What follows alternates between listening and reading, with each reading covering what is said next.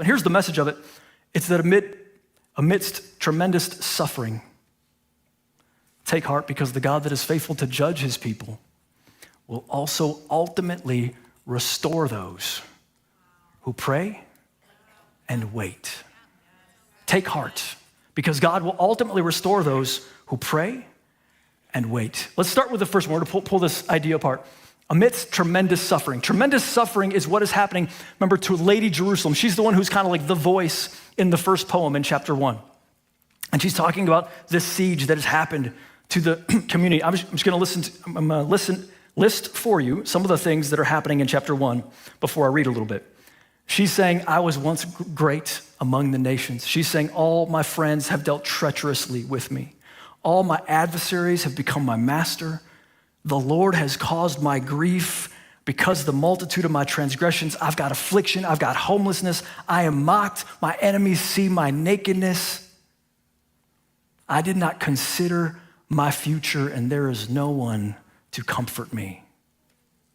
Verse 18, that's where we're going to pick it up. She says, the Lord is righteous, for I have rebelled against his command. And she begins to wail. Listen, like, just imagine this is the rant to God. And the rant to everybody else saying, do you see this? Do you see the destruction that has happened to the chosen people's city? She's saying, hear now, all peoples, and behold my pain. My virgins and my young men have gone into captivity. What is she saying there? She's saying, there's no one left to have any babies. We're all just going to die out. They all got carted off to Babylon. We're just going to slowly dissipate and disappear. We're going to get dusted. My priests, my elders perished in the city while they sought food to restore their strength themselves. My leaders are gone. There's no one here to lead us. No one has an idea. No one has any clue how to deliver us of this. See, Lord, for I am in distress. My spirit is greatly troubled. My heart is overturned within me. For I have been very rebellious. In the street, the sword slays. In the house, it's like death. And I want you to hear, because we might have missed it, because it doesn't happen before this. This is the first time it actually happens. In verse 18, the Lord is righteous, for I have rebelled against his command. I have been very rebellious. This is the first time Lady Jerusalem in all these generations is saying, you know what? I deserve this. This is what the prophets were talking about. I kept telling them, no, that could never happen to us. No, that's not how, hey, just shut up, man. Get out of here. We're doing our stuff. This is fine. God is fine with this. This is okay. And now she finally says, she agrees.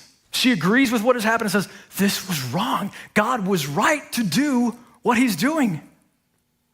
It's the realization that she has caused her own pain, and it is blowing her mind.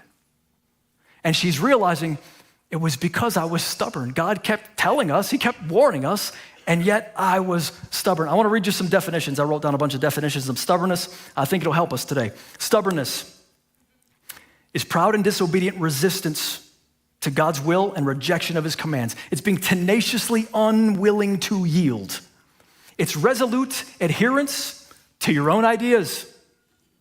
It's the desire to disregard the overwhelming evidence against you. It's your way or no way. It is an unyielding resistance to learn the lessons that other people are trying to help you learn, and yet you won't learn them. It's determination, which we might say is good, but it's determination taken too far to our own destruction. Aristotle said we need to distinguish between different kinds of stubbornness. There's good stubbornness, which is I'm so stubborn about I'm not going to give myself to evil. And then there's bad stubbornness that no matter what the evidence, no matter what you tell me, I will not admit that I am wrong. Guys, we got to be very careful when we start to think, well, it can't be me that's wrong. Yikes. If you ever have that thought, it can't be me that's wrong, that means the noose is around your neck right now. It can always be you that's wrong. The doy, it can always be you that's wrong.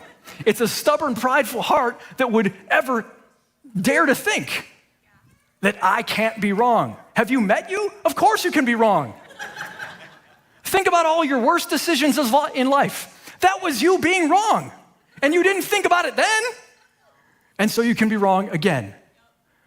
We all got these issues, man. Here's one little caution.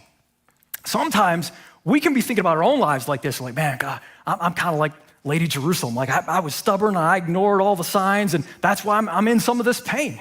And then we can look at somebody else's life and we can want to point it out to them. Well, I know what's wrong with you. You're rebellious and stubborn, and that's why you're in all this hardship.